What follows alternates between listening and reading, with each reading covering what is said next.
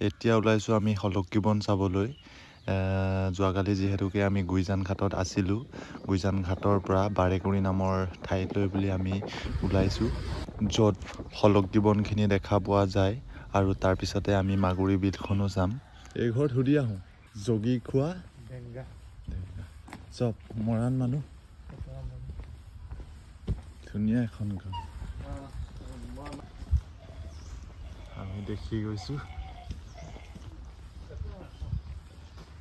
আৰু আমাৰ চাবলৈ অহা বান্দৰখিনি গাঁৱৰ মানুহে সংৰক্ষণ কৰিছে নহয় জানো?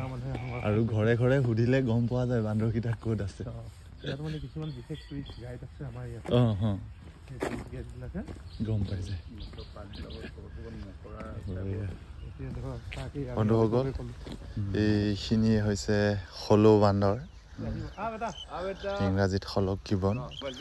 আৰু বহুত ধুনীয়া এটা প্ৰজাতিৰ, আচলতে দুষ্প্ৰাপ্য প্ৰজাতিৰ বান্দৰ। আমাৰ বাৰেকুৰি ৰাইজে অযুত প্ৰচেষ্টাত আচলতে জীয়াই ৰাখিছে এইখিনি।